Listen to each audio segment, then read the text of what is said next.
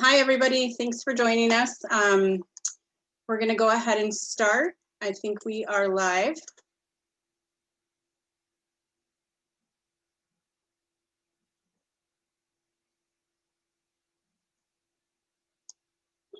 Manny, were you going to get us started?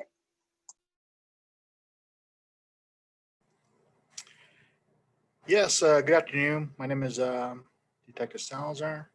I'm with the Chula Vista Police Department. I'm currently employed by the police department. I'm part of the Family Protection Unit. I've been a detective and an officer for approximately 13 years. Like I mentioned, part of the Family Protection Unit. Part of my responsibilities include investigating child abuse reports, domestic violence, elder abuse, sexual assault, human trafficking.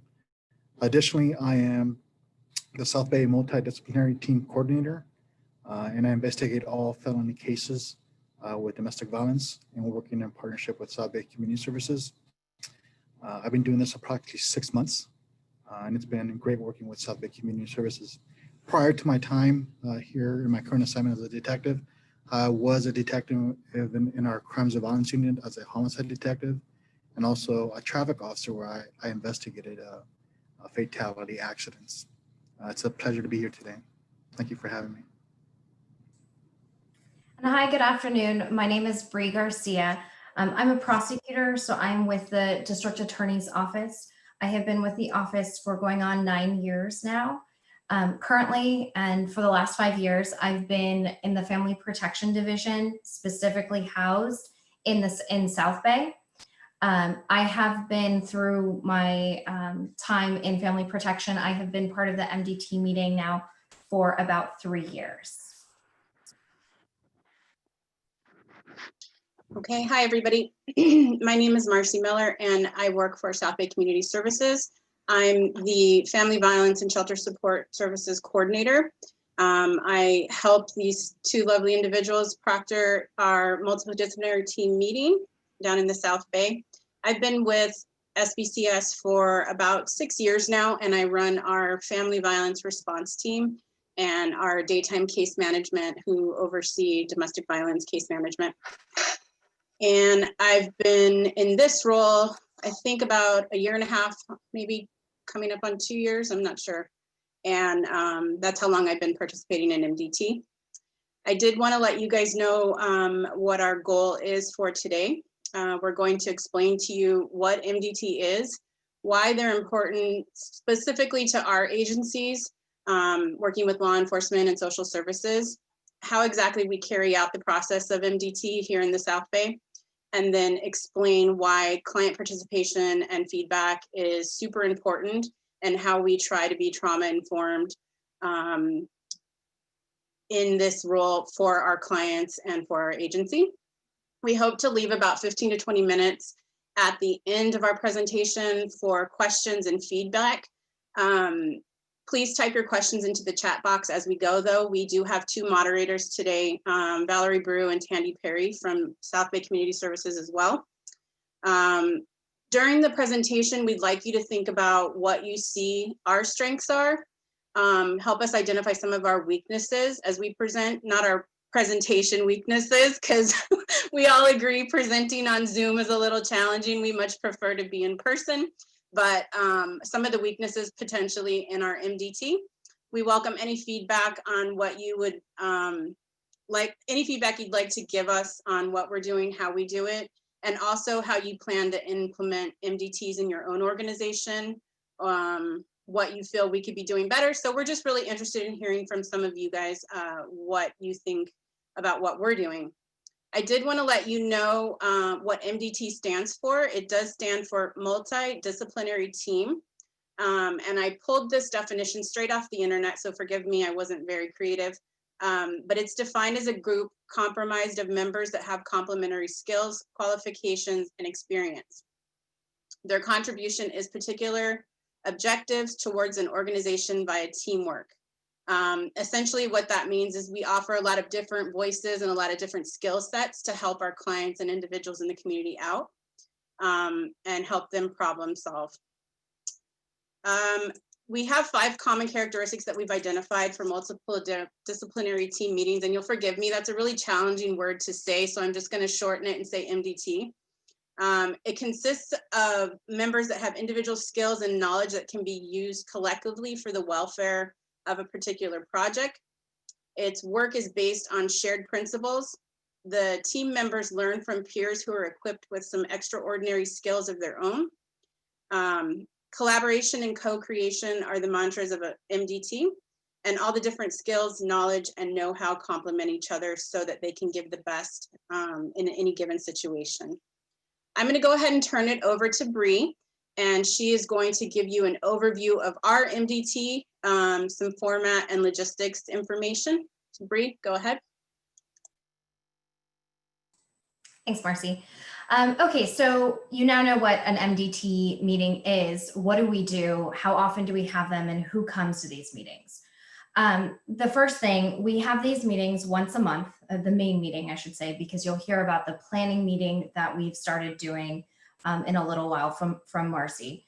But we have the main meeting once a month. It is housed at the Chula Vista Police Department. That's where we all, pre-COVID, that's where we all went and sat around a table and met with the victim. The main purpose of these, or the main person I should say, in these meetings is the person that we're bringing in.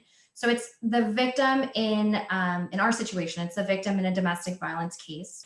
It's the South Bay Community Services client, that's who we bring in. So these meetings last about 2 hours. It really depends on how many people we're bringing in. We try to limit it to 2 people because it really does take about an hour a client. I think that's a pretty fair assessment. We're at the end of the day, we're spending time with that person and they're telling us their story and what's happening. So we want to make sure that we have enough time and we're not super rushed. So once a month, 2-hour meeting. We have what I would consider our regular attendees. That's going to be me, as I'm the prosecutor who goes to these meetings. We have a victim advocate from my office who also will attend these meetings. We of course have Marcy. She's one of the representatives from South Bay Community Services who comes, as well as the director of South Bay, the program director for South Bay Community Services also comes to these meetings. And then we have what I would consider our traditional law enforcement partners. So we have the Chula Vista Police Department, like Manny. We have National City. We have somebody from the Imperial Beach Sheriff's Department and the DV coordinator for the Sheriff's Department. We also have a member from probation come to these meetings. And then we have CWS, that's Child Welfare Services. We have somebody from that agency who comes and someone from Adult Protective Services who comes. The purpose why we have all of these people coming to this meeting is because we want every agency or every organization that we can tap into, use their resources, get their, their brainstorming, what they think we can do. We want everyone to come to this meeting so that when we brainstorm, we have all the available resources there at our fingertips. So that's the core group of people who I would say come to every meeting. And of course, whatever victim or client that we're bringing in, they're also present. We also have case-specific attendees. So South Bay Community Services, when they are working with a client, they have an advocate specifically assigned to that person. It helps kind of give a personal touch. It helps consistency, and it helps form like the bond, the advocate client bond. That person also comes to our meetings. So I say that they're not the consistent person in our meetings because each client is going to have a different advocate. So whatever client is coming or victim is coming to our meeting, their advocate is there. And hopefully that's providing them, a familiar face, a familiar voice, and then some consistency in this meeting. Otherwise, they're coming to a meeting with a bunch of strangers, and that's not helpful for anyone. That's not a situation anyone wants to be in. Also, any other professionals who are working with that client or that victim, they also can come. I'll talk a little bit about some confidentiality statements or documents that we sign prior to these meetings. But just because somebody I didn't name, you know, if they want to come and they're working with the client and they're a professional, then that's something we can talk about and see if it's appropriate to bring them in. The goal here is to make the victim comfortable and to make sure that we are tapping all the resources available. So our in the meeting, we have a proctor. Marcy is actually the person who proctors these meetings. She is, she'll talk about how she comes to, you know, contact victims and who ultimately comes to the meetings, but she's the one who reaches out. She starts that contact, talks to the victim about what, you know, what this meeting is, what it's all about. And then ultimately she'll bring them into the physical room. Right now we are, because of COVID, we're still doing these meetings. We're just doing them over, over video, like this presentation. The first thing we do, and I should have mentioned this before we bring the victim in, is we have a kind of a powwow session where we briefly talk about the circumstances that this client is in.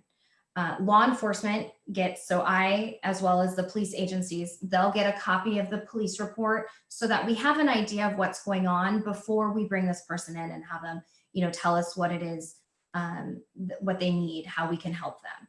So we will have reviewed those reports. Their specific advocate will kind of have already given us a heads up about what type of issues or services that client is probably going to need. And then at that point, Marcy will bring in the victim.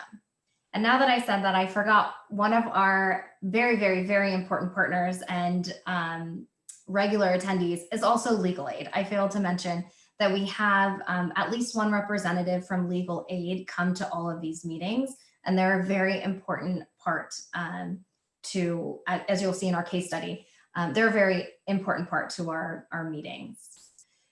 So Marcy will go get the victim or the client and she'll bring them in, and she'll start it off by just basically saying, tell us a little bit about yourself.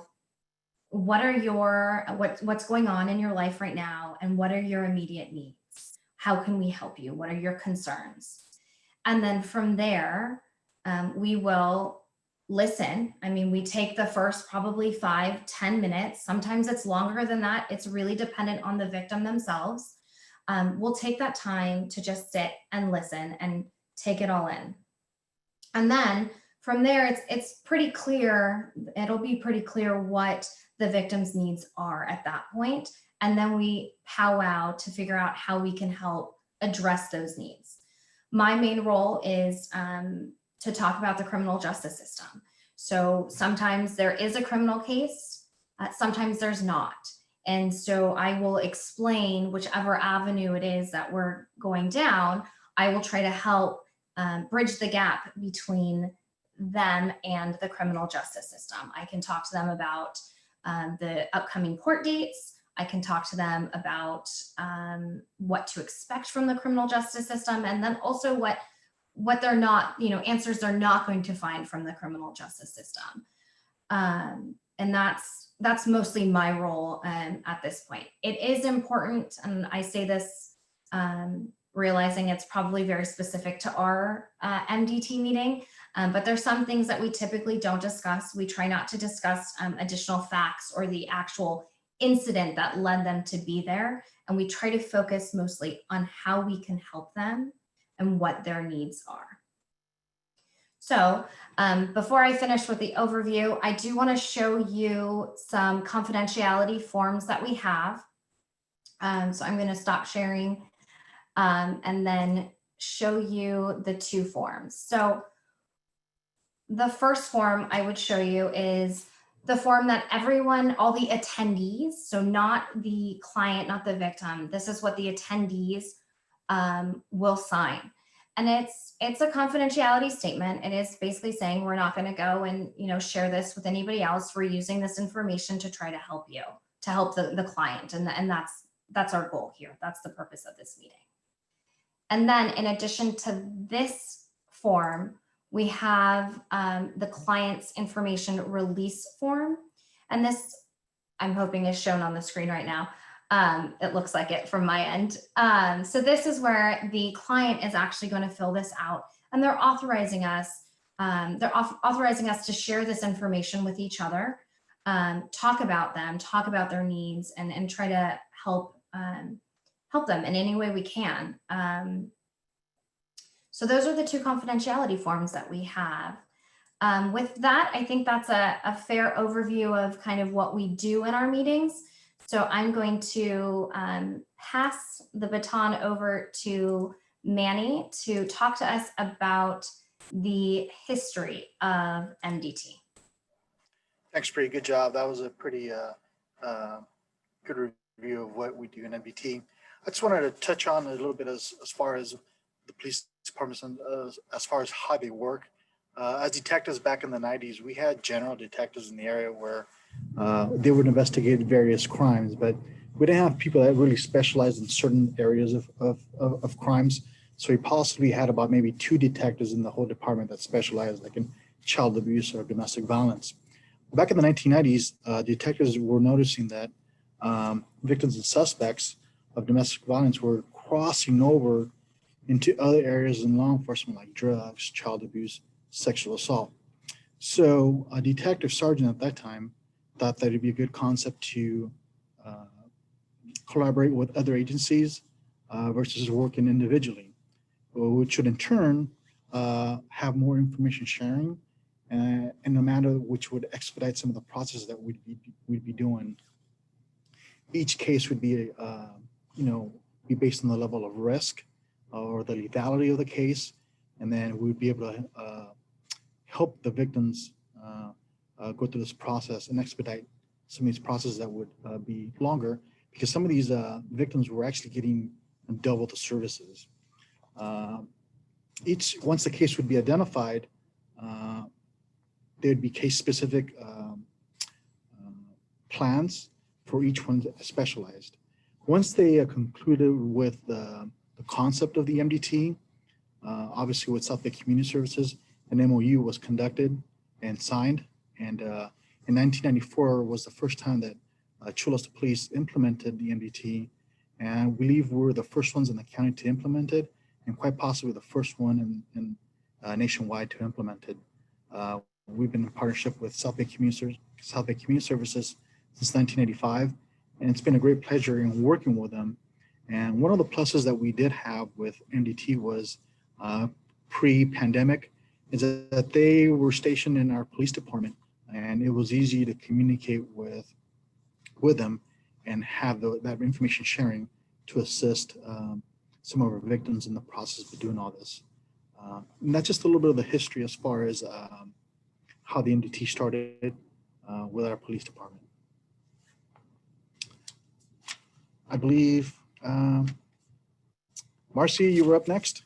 Yes, hi, thank you. So I did want to mention that there are other meetings similar to ours in the county. They are referred to as HRT, so high risk teams, whereas ours is MDT. I think in the last 2 years, we've kind of collaborated with HRTs and attended some of their meetings so that we could be more in line with what they were doing. But essentially, if you've heard of HRT, MDT is essentially the same thing. What I'm going to talk about next is our planning committee, which Bree mentioned before. So as we've talked about, South Bay Community Services, Chula Vista Police Department, members from the District Attorney's Office, Legal Aid, and sometimes the San Diego Sheriff's Department DV coordinator will attend. We used to meet again at the police department, but now it's done over Zoom. And we meet once a month, usually at the end of the month, to discuss our plans moving forward, to update on previous month's clients, to really just kind of check in to make sure that things are going how we expected them to go, or everybody that was at the table is carried out and fulfilled what they said they were going to do for the client. we really just kind of connect the dots on the cases, we collaborate, and then we assess for potential clients to bring forward at the next meeting. This has been working pretty well. We tweak it here and there when we see some challenges or some gaps where we may not be meeting the needs for the client. But essentially, you know, this planning meeting is new. We started it about a year ago, I believe. And it really just allows us to kind of collaborate and talk about who we want to bring to the meeting. Sometimes, you know, there are individuals that we may not want to bring to the meeting. There are clients that are really emotional, are, you know, very, very triggered by talking about their story. And they may not be ready. They may not feel comfortable discussing their case or talking about their situation in front of child welfare service or law enforcement. So really just kind of assessing what we feel their needs are and what the possible benefits for this person would be for attending MDT. We really don't want to have a meeting just to have a meeting. We want it to be beneficial for the client. We want it to be successful for our agencies, but we ultimately want the client to feel better after the meeting. And if we feel like that may not happen, you know, we reconvene, we reassess, and just make sure that this is something that's going to be beneficial for the client. Things that we can do for clients when we talk about them, and not talk about them, but discuss their case at the planning meetings. We may not necessarily bring every client forward to the meeting that we talk about, but we are able to assist the clients in certain ways. Examples of this are if the sheriff's DV coordinator identifies that a suspect is currently in jail, in custody, and we know that the client has been trying to get a restraining order served, has not been successful. We may collaborate and get that restraining order over to the jail so that they can be served. There's just different things that we're able to do given all of our skill sets and, you know, our reach within the county, ways that we can help these individuals. We sometimes talk about people that have had no advocacy.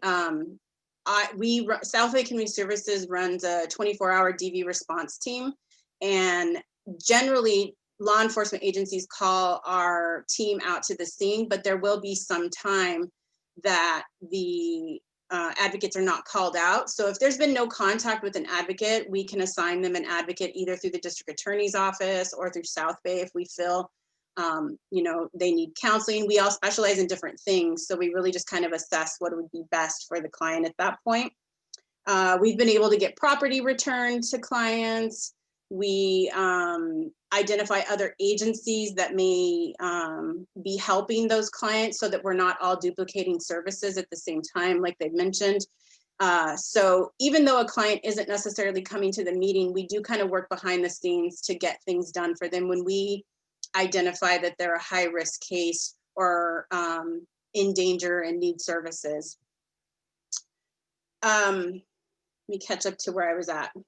We previously allowed clients who were not necessarily happy with the way things went with the district attorney's office to come to these meetings and talk about it, but we've kind of moved back from that and aren't doing that so much right now. One of the reasons why I feel like we took a step back from that was because we weren't able to give the clients any additional help or support. We weren't able to necessarily make them feel any better. We weren't giving them any answers that they didn't have. So we tried to discuss within ourselves and decide, is this something that's beneficial to them? Is it giving them false hope? And the worst thing I feel like we could do in social services is to give somebody false hope and make them feel like there's something that can be done. So we really don't want to give anybody false hope. We'll let them beat Bree up all day long, you know, in these meetings, but we really don't want them walking away with any kind of false hope, like the district attorney is going to pick their case up because they came and, you know, pled their case or, you know, pled presented their story. So we really kind of took a step back from that. how we assess these cases, Chula Vista Police Department generates a report for me each week, and it's a report that of all of the cases from Chula Vista, all the DV cases from Chula Vista, I cross-check it with our records to kind of identify clients who may not have had any touch with our family violence response team. And I reach out to those individuals to ask them if it's something they would be interested in attending.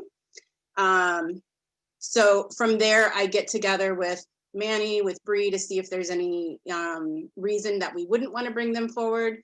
And then we basically decide in this planning meeting, yep, this is somebody we really want to bring. This is somebody we feel like we could help. So we bring them forward. And like I was saying earlier, it's really important that we prepare these individuals for this process. It's very emotional to share your story. It's very triggering. So we're ready for anything in these meetings. And, you know, we come with tissues, we come with water, we come with our shoulder to cry on if they need it. But really we have to be prepared for anything that's going to come out, and just really wanting to make sure they know what they're getting into before they agree to the meeting. So it's informed consent. We're really making sure they know exactly what's going to happen. What's going to happen afterwards. I'm going to stay in touch with them. I'm going to update them on what's going on, what progress we've made. They may not be coming back to the meeting to tell us, you know, anything additional, but I want them to know that they're still on our radar and we're still working behind the scenes to help them out. And then another thing I want to point out is we do reassess right before MDT to make sure that nothing has changed, that everything is still a go on our end. And sometimes we do decide that we will not be having this individual into the meeting, and we have to, you know, decide what we're going to do at that point. But that's generally why we like to have 2 people on deck, just so we can, you know, follow through with the meeting and complete it. Okay, we're going to share with you a case that we've worked on. And Manny, were you prepared to share some information about the case? You're on mute, Manny. I thought Bree was going to talk, Oh. and then I was going to chime in since it was Okay. it was a sheriff's Actually, case. Bree and I can talk about it too, because we were actually working it. It's not. So I just want to, just on one point that Marcy made earlier, I want to make sure everyone knows when it comes to who we're bringing into these MDT meetings, it's irrelevant whether charges end up getting filed or they don't get filed.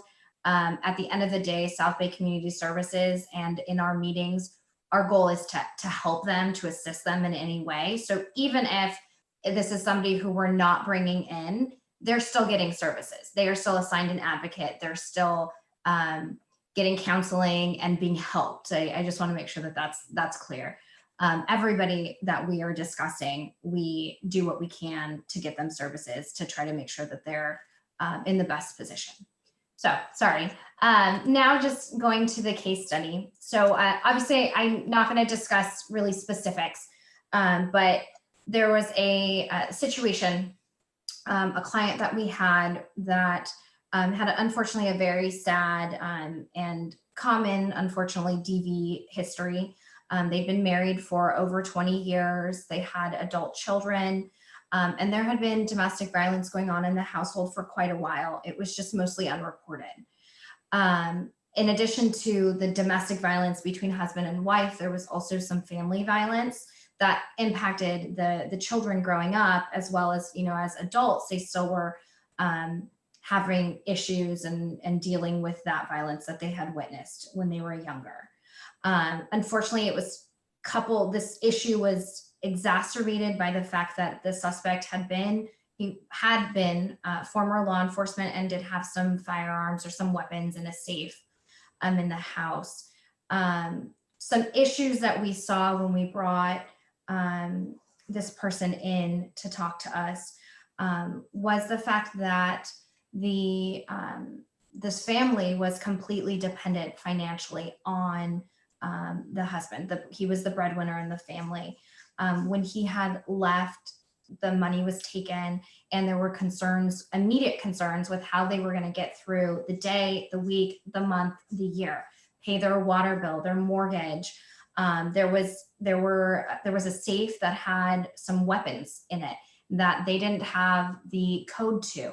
There were, obviously this was the family home, so the suspect still had potential access if he wanted to the house, be it garage, the keys, things like that. So there were a lot of financial, psychological concerns and safety concerns that this family was dealing with. So we did, we brought them in. Traditionally, we usually only bring the DV victim, if you will. But the family history was so much that we wanted to expand it. So we brought at least one of the sons in to talk to us with his mom about what was happening and what their concerns were. And I'm going to let Marcy talk to us about kind of what we did and how we were able to help them, really because we had so many different groups of people at that meeting. Right.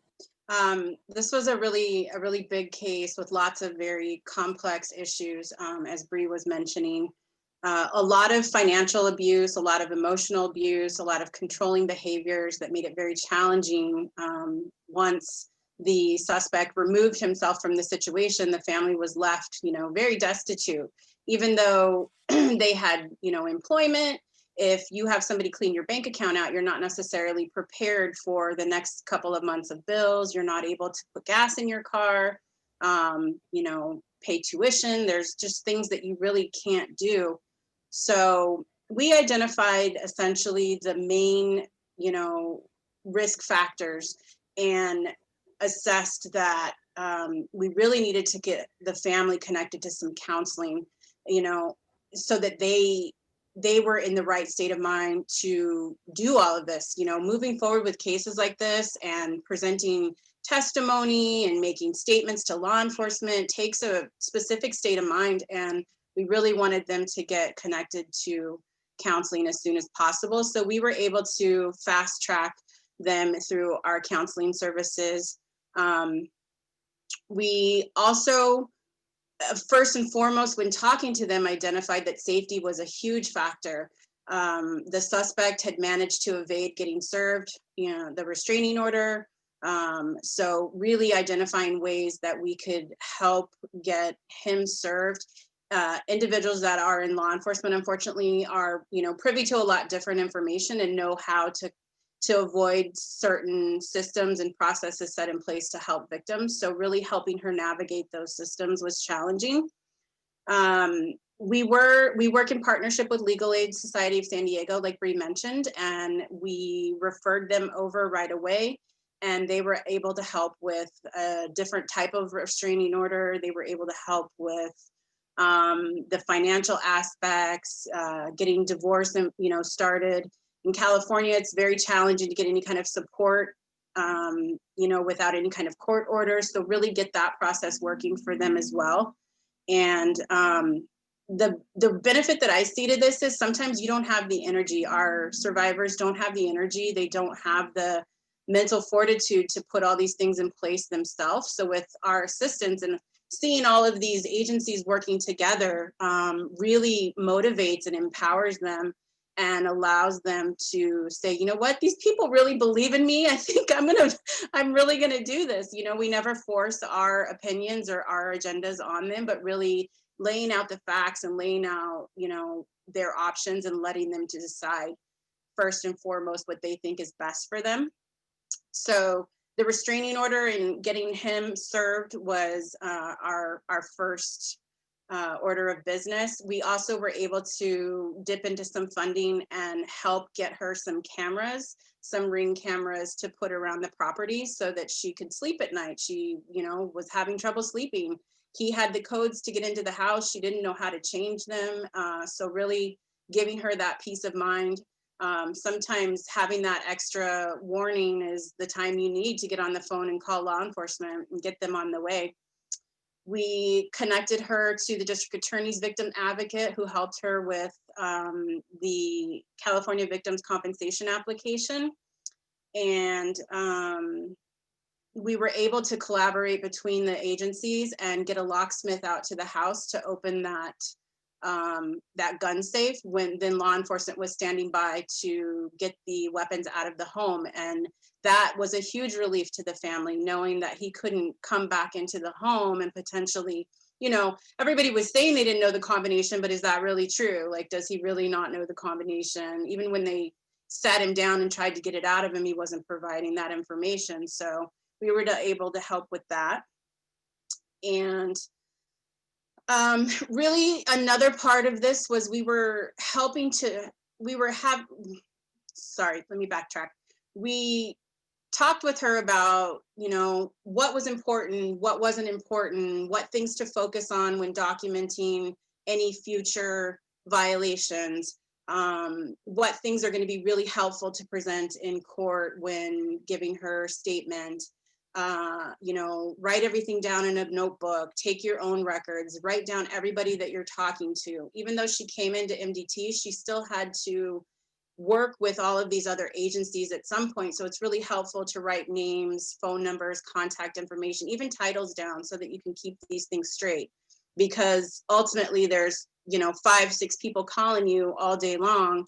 And so really helping them understand what's going to come next in the criminal justice process, what's going to be helpful for the detectives to know, what's going to help them. And then we were able to get them connected to some rental assistance programs. We had a program at the time that was able to help victims of crime with paying their mortgage. So we were able to help with that for a few months and basically, you know, get them stabilized so that they could finish out this process. Bree, did you have anything to add? I just think that was a really, I think, rewarding case for us because we did get to see it through an ultimate resolution that was very satisfactory to everyone. We were able to make sure that the victim and her family were safe and just address their concerns. And that was a big case for us. We were very pleased with the outcome. We cheered, we high-fived all around. So next we're going to talk about some of the lessons that we've learned through this process. And like I said, this process has evolved and changed throughout the different individuals involved. So we're going to kind of give you a little bit of information how it's changed with us and a little bit of information how it's changed from before, really how we modified the process and made it our own.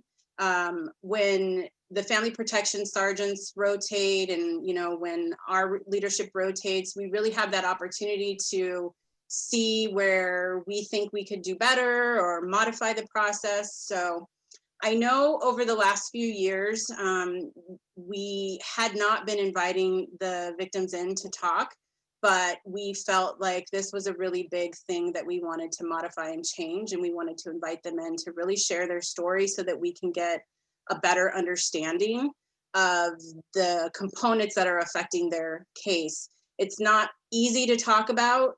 These things aren't easy to talk about. So really having the opportunity to hear firsthand, and it really, you know, we can read about these in case notes and we can read about these in police reports, but hearing these from the individuals allows the process to be humanized. It allows us to really connect with them and be motivated to help. You know, sometimes I know for me personally, working in DV, there's this endless stream, it feels like, of people that we have to assist and reach out to. And, you know, it's nice to hear from them in person and see their story and see their faces sometimes outside of just reading about it on paper. So we really decided that that was going to be a big step for us. But with that, you know, came challenges of ensuring that we respected the process and maintained, you know, order in the process so that lines weren't blurred and roles were kept very clear. Because when you have law enforcement, you have an active investigation, you have district attorney, there's just lines that you can't cross. And there's, you know, ethically, we have to adhere to quite a few standards in these meetings when dealing with these things. So really making sure that we put due diligence into ensuring that when we modified this, we modified it in a way that we could still respect that ethical process. Also recently, they talked about a case. So before they talked about a case, it was kind of one and done. And the feedback that I had been getting from my case managers, from other entities, other agencies involved, was that how are we ensuring that when we hear from these people, when we talk about these things, how are we ensuring that we're all following through? Because we could all say in the meeting, yeah, I'm going to do this and I'm going to do this and I'm going to get the restraining order and I'm going to do this, but is anybody really accountable? Is anybody following through with these things? And at times people were not following through with what they had said they were going to follow through with. Not to point fingers and not to call anybody out, because we're all amazing, but we just wanted to make sure that everybody who was volunteering their time and energy and volunteering this information was following through for these victims, so that they didn't lose faith in the process, they weren't let down, and we were being held accountable. So we modified it to where we would keep these cases on the agenda until we felt like they were resolved. And at that planning meeting I was telling you about earlier, that's where we decide whether or not, we felt like everybody at the table had done what they said, the victims were stabilized, and we were okay to remove them from the agenda. We have a really great family protection secretary who takes care of all the logistics and getting the police reports for us and writing up the agenda. Shout out to Kathy. So she does a great job of keeping us organized and, really letting us know who we were going to bring back and who we needed to keep on the agenda. So we also decided to invite some new partners. As I was saying in the very beginning, the beauty of MDT is really all of the different people at the table, all of the different ideas, all the different skill sets, all of the different organizations designed to do so much for these individuals. So, we decided we were going to branch out and make sure that everybody, we could possibly get at our meetings, all of the agencies involved were attending. So we really reached out, broadened our meeting invites, and started inviting other individuals to the table. I kind of already jumped over myself and talked about humanizing things, but we really are able to network with each other. And at these meetings, we're able to see just how amazing the other people are and what their organizations have to offer. And we are the experts now on what we all can do and how we can pick up the phone and, it may be 10 o'clock at night, but I might be able to get somebody to help me get someone served in jail, or might be able to find out information right away. So the network and the bond that are created are really unique and very beneficial. It's great to have friends, but it's really great for our clients to be able to know that we network and keep these relationships and, have other people that we can reach out to keep them involved in their case. I think that was it for the lessons learned from my end. I know we're looking at transitioning out some individuals of MDT right now. I'm super sad, but with that is going to bring, new faces, new blood, and definitely new skills and new insight, new opportunities to help these individuals. So I think while onboarding new members is a struggle, it also can be beneficial. We never want to live in that fishbowl where we can't see past our own selves and our own organization and have new blood in at all times. So I think that while it's a struggle, it's also a really great benefit of having new people. I think another struggle for me personally is when the clients aren't ready. When people just aren't ready. We know how great we can be for them and know all the things that we can help them with, but they aren't ready. They're not, either emotionally or trust is not there. That's really why it's so important for us to be trauma informed, to get everybody's permission to share this information between ourselves. Manny was telling you guys that I was co-located at the Chula Vista Police Department. Even though I am located there, I don't walk up to family protection from my desk and say, hey, I got this case, even though the police department did call us out to that case, it's not something that I'm going to freely walk up and talk about with the detectives or with the officers. So when they hear that, it's an affirmation to them that, yeah, we really do have their best interest in mind.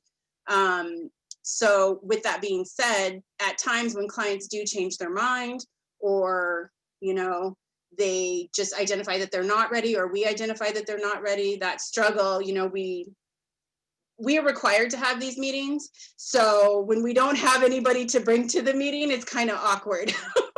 We're like, oh no. But, we weigh the benefits with the risks, and ultimately it is what it is. And then just having really been busy individuals, we've had meetings where the family protection detectives had to get up because there was a huge case and they had to leave. They had to go get the bad guy. And we were like, oh, okay. Wait, isn't there someone else that can do that for you? No, there's not.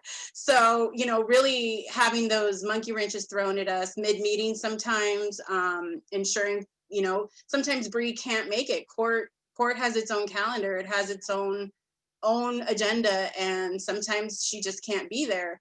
And that can be challenging when the individual really, really, really wants to put the DA in the hot seat. So, coming up with those workarounds and making the meeting work for everybody is sometimes challenging.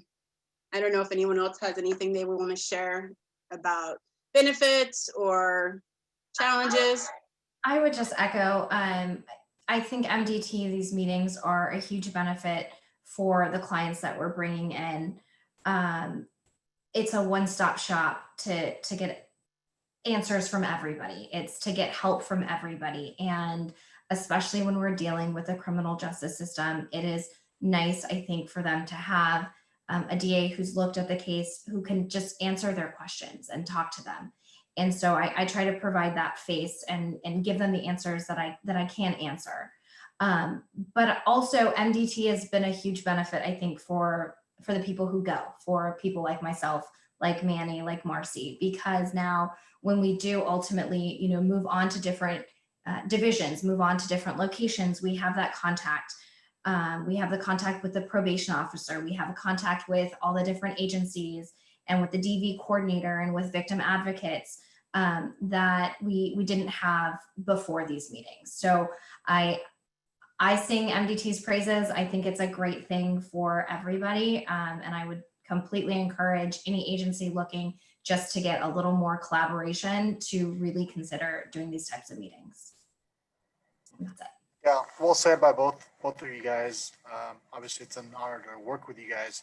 As for Chula Vista Police, maybe one of our biggest challenges right now is the turnaround in our police department right now. There's been a lot of movement. I think Bree is a staple in the DA's office when it comes to domestic violence. Marcy has done a good job to cement herself in the job that she does, and they do a really good job of it. So unfortunately for me, I've only been here for 6 months, and I'm transitioning out to another assignment just because of the turnaround and the movement in our department. So I wish we could have stayed, we could stay longer so we could become more educated and be able to provide more resources. But thanks to South Bay Community Services and people like Bree, they're able to hold on the house so we could, keep moving. Unfortunately, I know that Bree is leaving too, just the way I am. But there's going to be new faces, and they're going to have the eagerness to give those services and learn new stuff. So for me, that's probably about the one of the few challenges that I do have here at the police department. I did want to add one more benefit, I think, for us as well as the client. When you have a DV client or anybody with a lot not issues, but problems, barriers, things that they're experiencing, when they sit down to talk to someone like me, it all comes out, the history, their emotions, their feelings, their fears, everything comes out. I can't pay my rent. I, can't feed my kids. I don't have my restraining order served. We want to make sure that each individual is really focused on their talents and their skills and their area of expertise. So if I walk somebody up to talk to one of the detectives, I don't want them necessarily talking about their rent, their, lack of food. I want them stabilized and focused and ready to give the information that they need to give to the appropriate person. So that's the beauty of knowing, everybody's skill set, their specialty, and being able to work together to stabilize somebody so that each person can individually work on what they need to work on instead of going and talking to the district attorney about, things that necessarily she can't help with. While she's empathetic and she can listen, it's not a good use of their time. So that was another thing that I wanted to point that I thought was beneficial.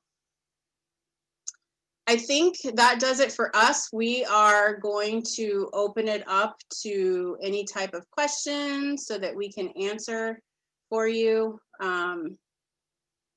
Let us have it.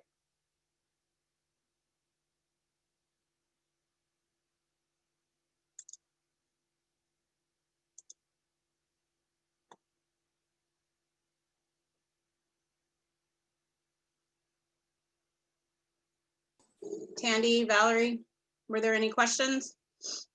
Hi there. I'm not seeing any questions or any chat. So feel free if you have a question or comment to use the Q&A or the chat feature. Must mean we did a really thorough, good job, right? Or we answered all their questions in the process.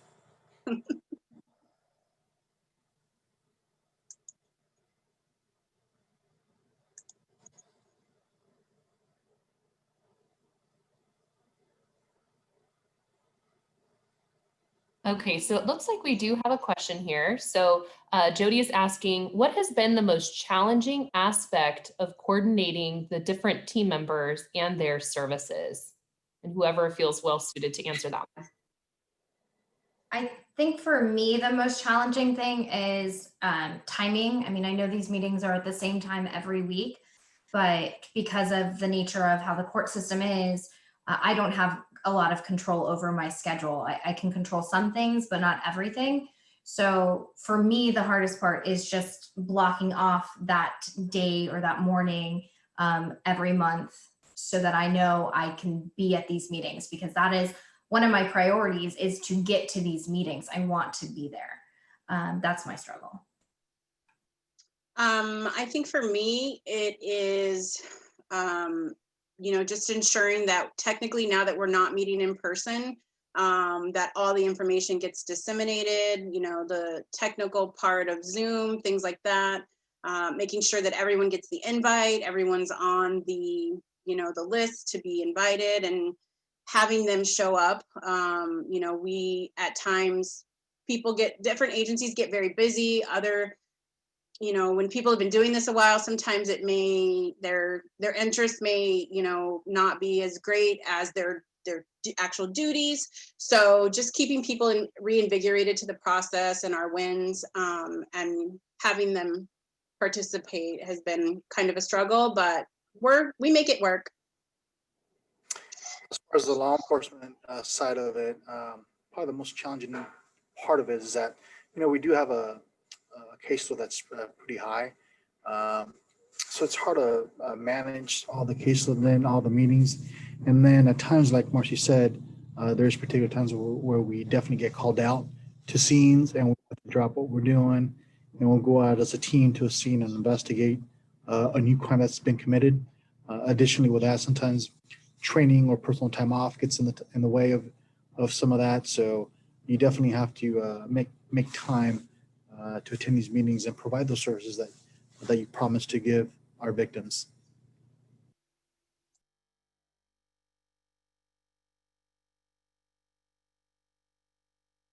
Okay, so it looks like we do have another chat here. Manny mentioned turnover in his position. Has continuity been a challenge for the departments in keeping new members up to speed?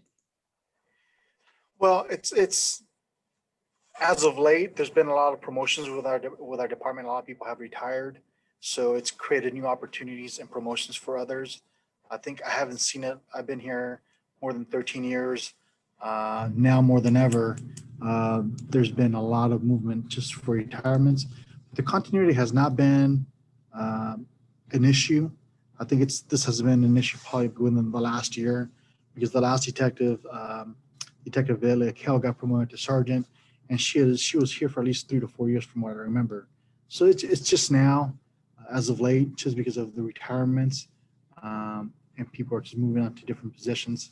I'm in the process of doing that myself. So I think the next person that will be in charge of this team is going to be here a little bit longer term. So I don't foresee this being a long-term issue. It'll be resolved. And one of the things we also kind of did, I think this was on purpose, at least I thought it was on purpose, is they assigned 2 people. So Manny is the main person who comes to these meetings, but we also have another detective with the Family Protection Division with Chula Vista, who's like the backup, who also comes to every meeting. She's just not, she doesn't take the lead like Manny does. So now for the next, now that Manny is moving on, we have Detective Caceres who can come in. She's already up to speed. She knows what we do, how it's run. And so there really is, the turnover there isn't going to be as big as the turnover was when we lost Detective Kale or Sergeant Kale. I think that was when we figured out, oh, this isn't going to work. There's a tweak we can do here. And so that's what we did. Yeah. Beauty of Detective Kale was she took a pretty active role in training Manny, though. I mean, she was committed to the process and to the team, and she agreed to, really get him up to speed and make sure that he had all of the information that he needed before throwing him in to the swimming pool. So I really think that she did a good job, with the transition. So just being mindful of that transition period. Not only that, and we're supportive with each other. I know Detective Sergeant Kell now always takes my phone calls if I need any help, any guidance. So she's been those are big shoes to fill, first and foremost, I have to admit. But she's always available. Marcia does a really, really good job of helping me in the process too, of learning. We're all, to do a team effort. Like Bree mentioned, my future replacement and my partner, Detective Natalie Caceres, she's actually in training right now. So those, like we spoke about some of the challenges, she's also getting trained to expand her knowledge about domestic violence also. So I think we're trying to make the transition a little bit more seamless in the process. Excellent. That's really great feedback. We do have a comment from Jody saying that that's a great system, Bree, a good tip in setting up teams like this. I know that can't always happen, but definitely helps with the transition.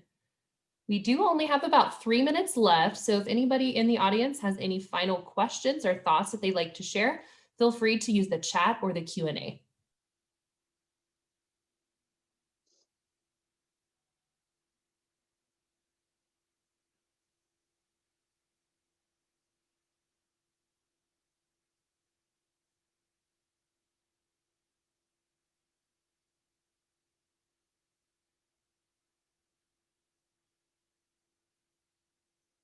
Has anybody managed to identify any gaps in what we're doing where we could do better?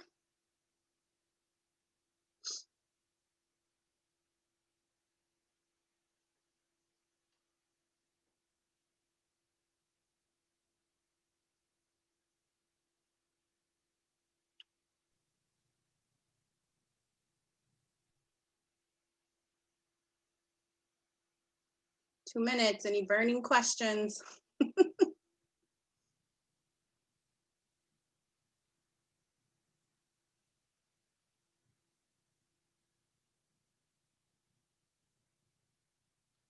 Was our contact information on the PowerPoint?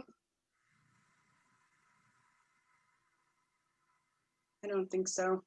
Well, my name is Marcy Miller. If you have questions or need any follow-up information, you're more than welcome to reach out to my agency and ask to be transferred over to me.